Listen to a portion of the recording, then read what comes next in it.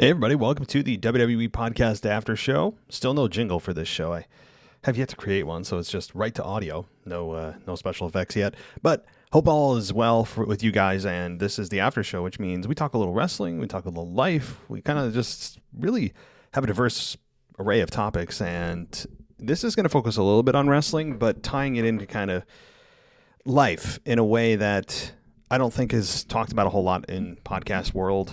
And by the way, if you guys have any topics you'd like me to cover, definitely do so. Send me an email at realwpodcast@gmail.com. That's the way if you're like, hey, let's talk about this or that. It can be it can be wrestling related. It doesn't have to be, but it is a PG show. The After Dark show is a X-rated sometimes show. This is a much more family friendly show, and it is available for everybody who is a $5 tier or higher, the SmackDown tier, on my Patreon ad-free. I mean, everybody else gets to listen to this with ads, but if you want ad-free, it's available on the SmackDown tier and higher at Patreon. So let's get into this a little bit. Now, everybody has their own story with wrestling, right? Everybody has their own story with how they started watching wrestling, when they started watching wrestling, their favorite memories. And, I have divulged my story here and there about how I started watching wrestling, and I haven't really talked about the effect it has had on my life. That's something I actually haven't really discussed, and there's a lot of positives to it. For many people, it helped them get through things. It created some sort of sense of identity. It I think, brought in friends for people, but also excommunicated people that thought wrestling was stupid. It definitely, if you're a wrestling fan, being a wrestling fan has affected your life probably more than if you're just a general sports fan, right? Like if you love football, if you love baseball, you love golf, whatever, it hasn't affected your life in the way that being a professional wrestling fan has, because being a professional wrestling fan comes with some stigma. It comes with the stereotype that many people believe still exists, in that people still think wrestling's real. That stuff's fake. I mean, we'll get into that in a minute, right? That hilarious, old, tired, lazy criticism of professional wrestling fans. We'll get into that, and a way to debunk it and come back to people that still say that to you, that are just, I can't believe people are still saying that. I still get people on TikTok saying, you guys know that's not real, right? I just, what I say to those people, I mean, in a very condescending way, is, well, what do you mean? Santa Claus is real too, right? Like, you just continue on with their belief that we're delusional. But beyond that, professional wrestling, being a professional wrestling fan does come with its ups and downs. And we all know the good and the bad that comes with it. And everybody's got their own story of how it's affected your life. And whether you're a new fan or an old fan or somewhere in the middle, right? It in some way, you probably have a story. And to be honest, there are a lot of people out there that have, I think, a similar story to mine, or something, at least in concept. So let me just stop talking and get into it here. I think that for me, when I started watching wrestling in 1997, I started with one of the best programs of all time in terms of storytelling, in terms of execution and star power. And that was leading into the Bad Blood pay-per-view in 1997, for the very first Hell in a Cell match between The Undertaker and Shawn Michaels. One of the best stories I think WWE has told. One of the, I think, best matches for Hell in a Cell ever. Not just because it's the first, but just in execution, the drama leading into it, the magnitude of the performers in the ring, the wrestlers in the ring, everything. And so that was my first real memory of professional wrestling. And I was introduced to it by a friend in 1997 by the name of Derek Adams. He was actually in a private school I was in 6th grade. I went into 7th grade, and bam, I was introduced to professional wrestling. And at first I thought it was real. I was very invested. I mean, ever since then I was hooked. Just Derek Adams got me into professional wrestling. And it was in 1997. And again, that was my very first program. And since then, I haven't stopped. And so for me, it's been 25 years. For many of you, shorter. Some of you longer. this again, it's not the length of time that makes me a better or worse professional wrestling fan, because at the end of the day, we're all here for the same thing. And that's a lot of us for an escape from reality. Some of us, it's habit. Some of us, it's a love of the sport. I think it's also a way for people to continue to have a certain set of friends, right? Like, I mean, if you want to, not that it's a qualifier to be friends with certain people, but it's a great topic to talk about with certain people in your circle of friends. Now, I didn't have a whole lot of people that loved professional wrestling. I mean, I had certain friends that loved it, but more often than not, more of my friends didn't like it than did. But the friends that did like it, I was able to go to events with, talk about it with. And again, I was also in the Attitude Era, right? The highest rated era of all time in TV ratings, revenue, star power. I mean, you talk about it was actually cool to be a wrestling fan. Like that was a time to be actually, if you wore an Austin 316 shirt, people didn't look at it and think you had some kind of mental illness. It was actually trendy. It was cool.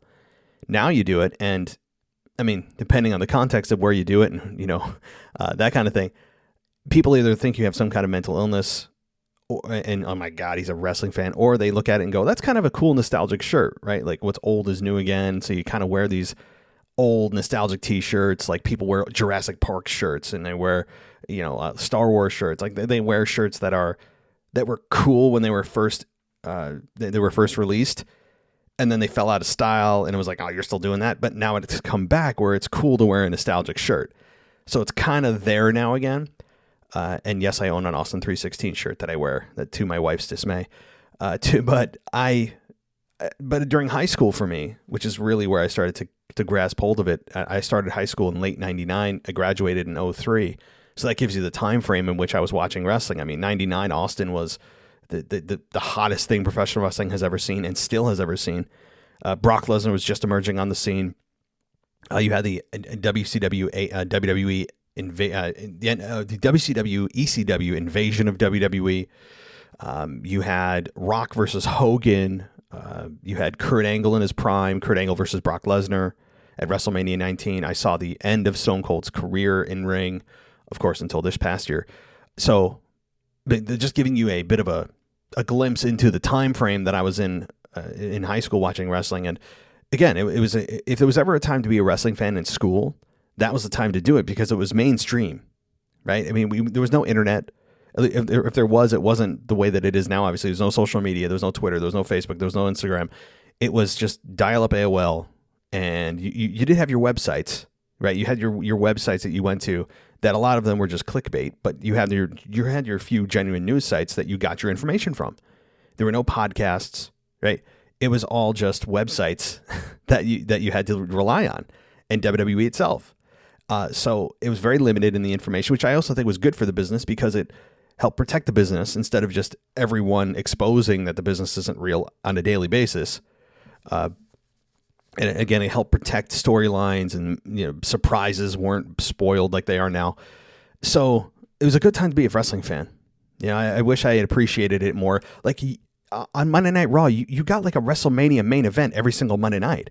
And by the way, there was only one show per week. It was Monday Night Raw, 2 hours from 9 to 11. That's it. TV 14, 9 to 11. I remember popping in my VHS tape to record it. Anybody else remember doing this and then trying to stop it during commercials and then start it when the commercial ended? I had to do that just so you could rewatch Monday Night Raw. And that was my life. You live for Monday Night Raw. Now there was Sunday Night Heat, right? But Sunday Night Heat was kind of like what main event is now. Like, not too much happened. There were a few times where things were relevant that happened on Heat, but most of the time it was just the Monday Night Raw. Now SmackDown came along, of course, in 2000, and that definitely was a lot of fun too. And it was most of the time as fun as Monday Night Raw, although Monday Night Raw still felt like the A show and still does today, in a lot of ways, the way WWE treats it. So that was my life. I mean, that's what it was. And actually, for me, I know I'm telling my story here, and everyone's got their own, and I'd love to hear yours. I would, especially when I became a senior in 2003 in high school, I remember bringing in on a daily basis, bringing a duffel bag with me to the senior lounge.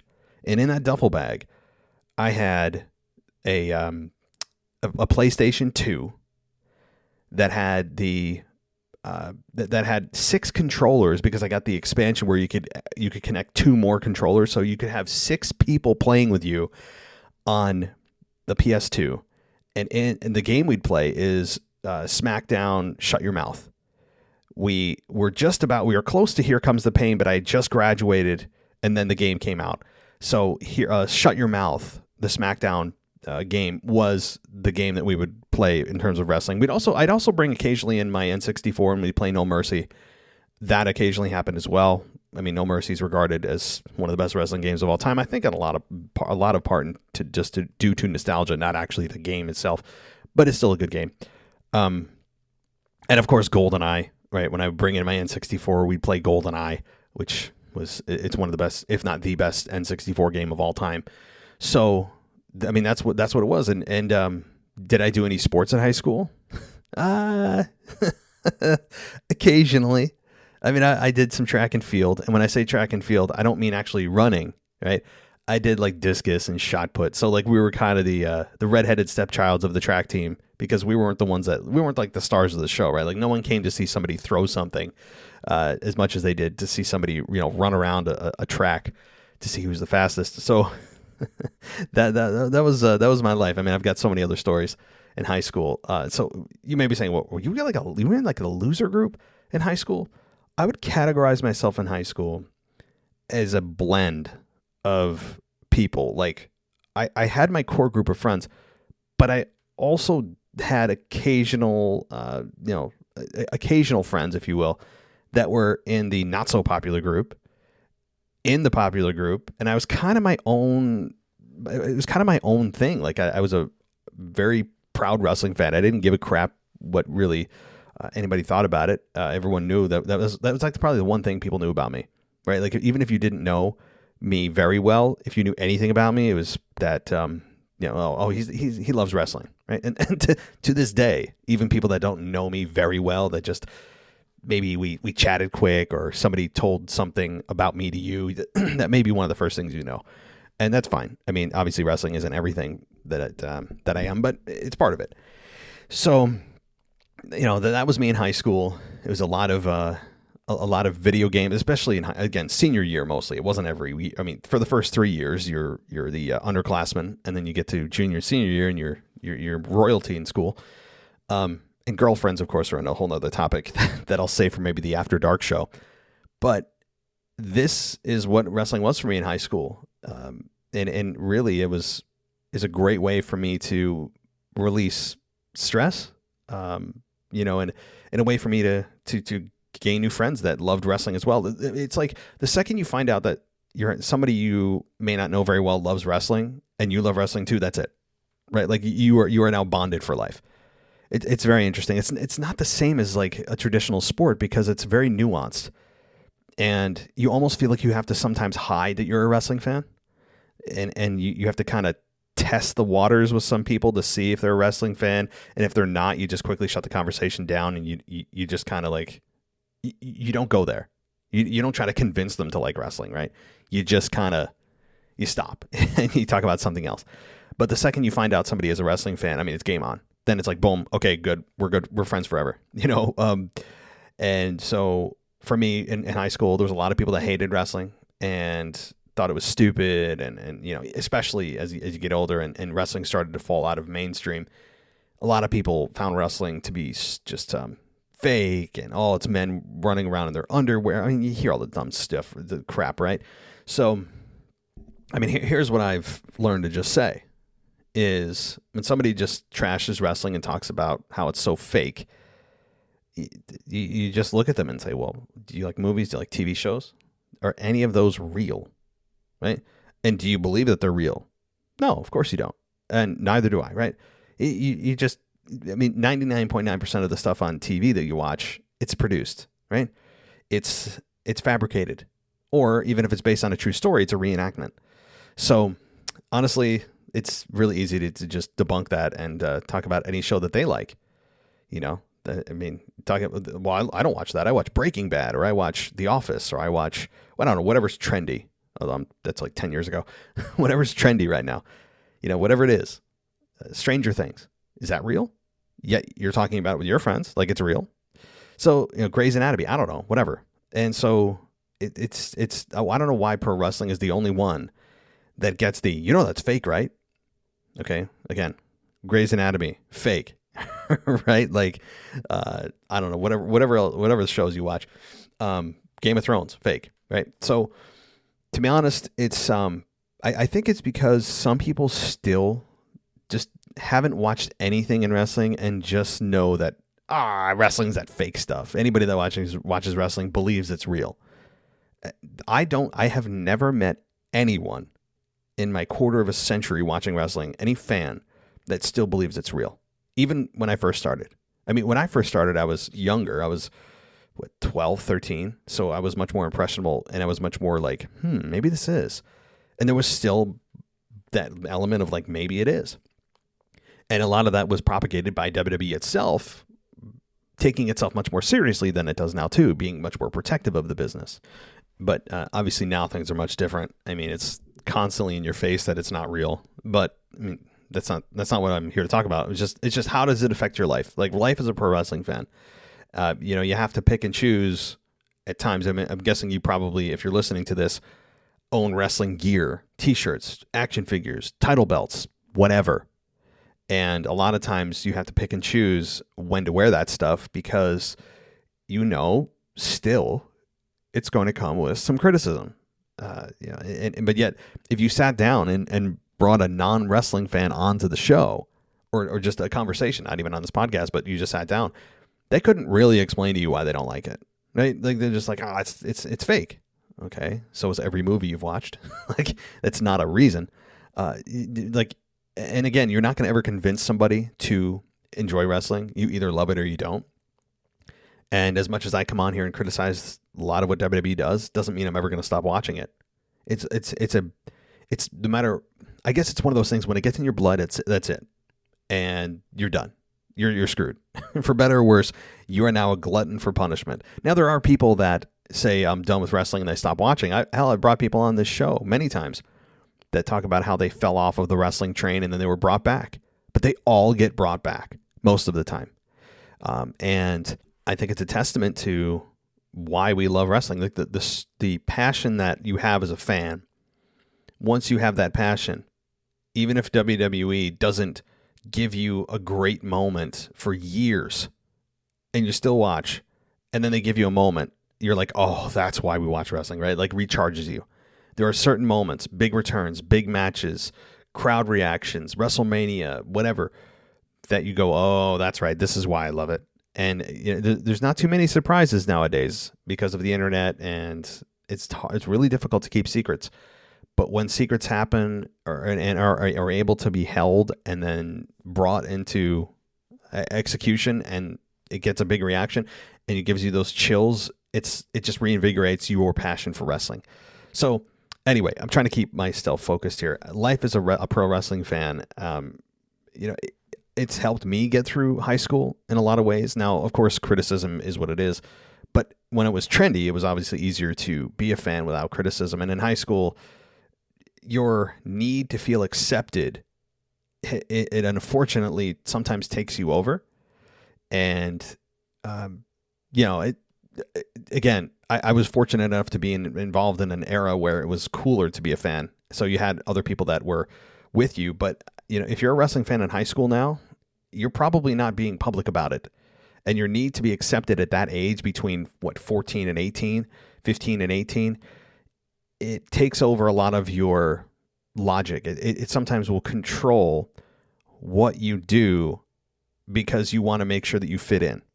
And you may not, people won't say that out loud, but that's true. I mean, that's just the psychology of being that age. Luckily for me, for whatever reason, I've always, well, not always, sometimes had this element in high school of just not giving an F and just saying, well, I'm a wrestling fan. I don't give a damn. Like, I've always just kind of, and it's gotten way worse or better, depending on your perspective, as I've gotten older. It's just like, yeah, I don't care about a lot of stuff. I mean, there's still a lot of stuff I do care about, but with wrestling, I'm just like, like, yeah, I'm a wrestling fan. So like, you're numb to it after a while. But growing up with it and then through college, through college, it was still cool. I mean, through the early 2000s, mid 2000s, it was still somewhat cool, but the Attitude Era had faded. You're in the Ruthless Aggression Era. And, it still was somewhat cool, and the ratings were dropping, but still at a level that was respectable, and it was a very popular show. And so throughout college, for me, it was still something I followed, absolutely. And I still was all into the video games. I mean, I would wait every October when WWE would release their new SmackDown game or SmackDown versus Raw game, and just wait and see the reviews, and then go and wait at EA Games or what was GameStop. That's what I meant to say. You find your local GameStop and you're standing outside waiting for the game, and I remember all that. And now you just download the game. Like nobody, I mean, you can, but a lot of people don't buy discs for their games. But it's one of those comfort things too, where how people sometimes rewatch movies over and over for comfort and predictability in their lives if they're feeling like things are out of control. It's the same thing with wrestling. I mean, a lot of people fall on wrestling, and I did too at times when things were tough, where I would just watch wrestling. It was comfort. You'd watch some of your favorite moments in wrestling as just comfort food, except for your brain. And so that's a bit of a wrestling story for you guys. I know that you're probably thinking about your own story and how you got watching wrestling and the way it's affected you throughout your life. But for me, it was a way to make friends. But it's also an actual passion. It wasn't just a false passion I had to just make friends. It created lifelong connections. And I mean, look what I'm doing now. Hell, I've always tried to find a way to voice my opinion about what's going on about the product. I even had some YouTube videos back in the mid 2000s that I will not disclose. There's some really embarrassing videos. They're probably somewhere still on YouTube that I created about, when YouTube was in its infancy, about, my wrestling thoughts. And I never knew it was going to evolve into this. And, we're just getting started here, and being able to make almost a living on doing this, just sitting in my chair, talking about wrestling, is pretty damn cool. And, I'd encourage anybody, if you love wrestling and you have a passion for it, hey, start your own YouTube channel, start a podcast, and in my previous episode, I talked about some podcasting tips if you want to go check that out too.